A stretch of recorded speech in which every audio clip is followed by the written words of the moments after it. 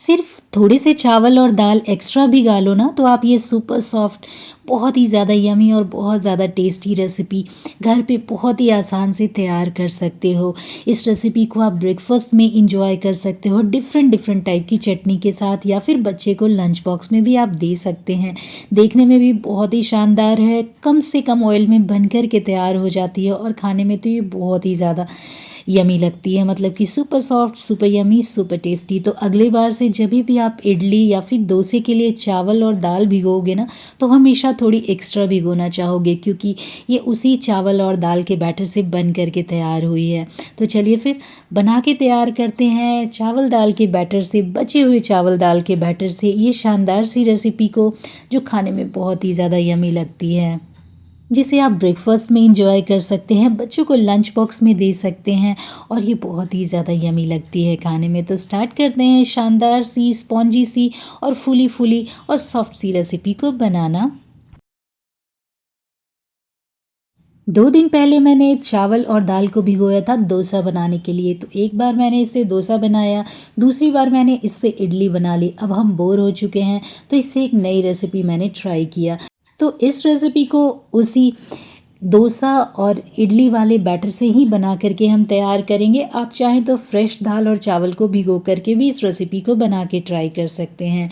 तो ये 1 कटोरी दाल और 3 कटोरी चावलों की का ही बैटर है। तो रेशियो कुछ ऐसे रहने वाला है कि 1 कटोरी दाल और 3 कटोरी चावल को हम भिगो देंगे, उसको पीस करके, और इसे ओवरनाइट के लिए छोड़ देंगे, और उसके बाद इस रेसिपी को बना करके तैयार करेंगे। तो दाल चावलों को आप इसी तरीके से भिगो करके उसका बैटर तैयार कर लीजिए। ओवरनाइट छोड़ने के बाद कुकटॉप पे एक पैन रख दीजिए, उसमें ऐड कर दीजिए घी। अगर आप नॉनस्टिक पैन ले रहे हैं तो यहाँ पे घी, ऑयल, बटर को भी यूज़ करने की बिल्कुल भी ज़रूरत नहीं है। तो मैंने यहाँ पे नॉर्मल रेगुलर वाला पैन लिया है, तो इसमें 1 चम्मच के करीब मैंने घी ऐड कर दिया है। वैसे घी ऐड करने से ये बहुत ही सॉफ्ट और नरम बन के तैयार होती है, और स्वाद भी बहुत ही अच्छी आती है। तो आप चाहें तो घी ऐड कर सकते हैं या फिर इसे स्किप भी कर सकते हैं। अब इस बैटर को इसके अंदर ट्रांसफ़र करके इसे हमें सिर्फ 3 से 4 मिनट तक के लिए कुक करना है। 3 से 4 मिनट के अंदर ही आप देखेंगे बैटर धीरे धीरे टाइट होना शुरू हो जाएगा। और अगर आप इसे नॉनस्टिक पैन में डालेंगे ना, तो ये इस तरीके से चिपकेगी भी नहीं और बहुत ही आसानी से बाहर आ जाएगी। अब इसे हम निकालेंगे किसी बड़े बर्तन परात के अंदर, और इसका हम डो लगा करके तैयार कर लेंगे। तो डो लगाने के लिए इसे हल्का सा ठंडा होने दीजिए, हाथों में हल्का घी, ऑयल या फिर बटर लगा करके, और उसके बाद इसे गूंथते हुए इसका नरम सॉफ्ट डो लगा करके हमें तैयार कर लेना है। तो बस 1 से 2 मिनट में इसका नरम सॉफ्ट डो बन करके तैयार हो जाएगा। तो ये देखिए बिल्कुल नरम सॉफ्ट और बहुत ही ज़्यादा अच्छी वाली डो लग कर के तैयार हो चुकी है। तो कुछ इसी तरीके का डो लगा के तैयार कर लेना है इस रेसिपी के लिए।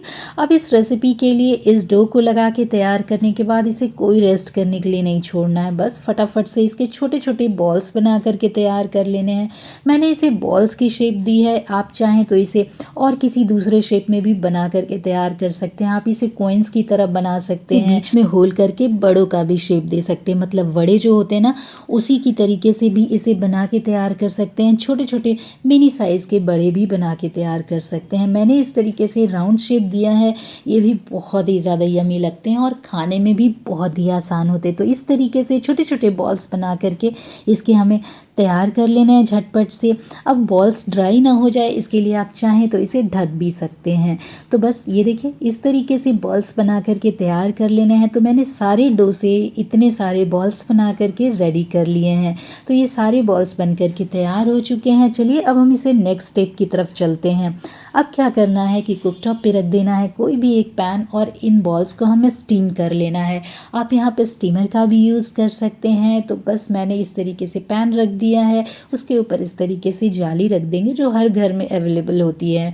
जाली को अच्छे से ऑयल से ग्रीस कर लीजिए ताकि इसके ऊपर ये बॉल्स चिपके नहीं।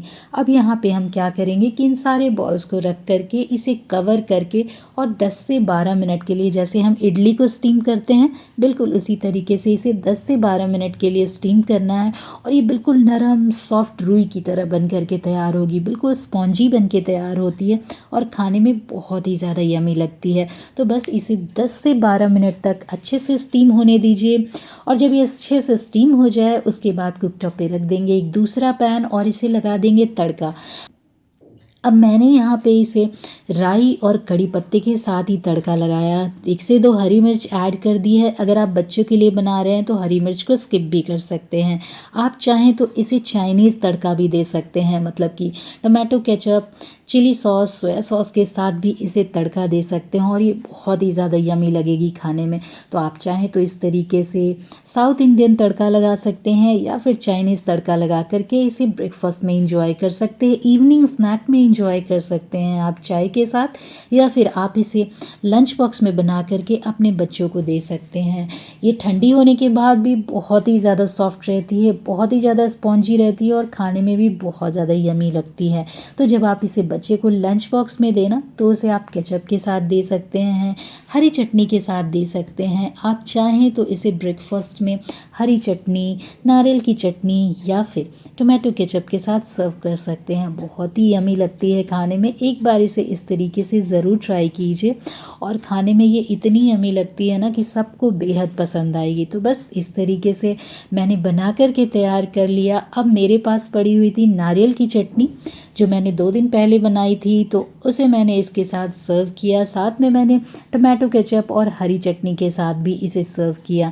तो आपको जिस चीज़ के साथ पसंद हो आप उसके साथ इसे सर्व कर सकते हैं और इसे इंजॉय कर सकते हैं। आप इसे गर्मा गर्म इवनिंग स्नैक मतलब चाय के साथ भी इंजॉय कर सकते हैं, जो एक बहुत ज़्यादा हेल्दी, बहुत ज़्यादा टेस्टी और बहुत ही डिफरेंट ऑप्शन है।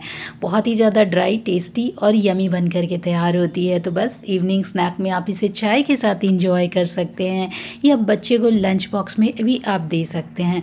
खाना बहुत ही आसान होती है और इसे आप हरे धनिया की चटनी या फिर चिली सॉस, टमाटो सॉस के साथ बच्चे को इस तरीके से लंच बॉक्स में दीजिए।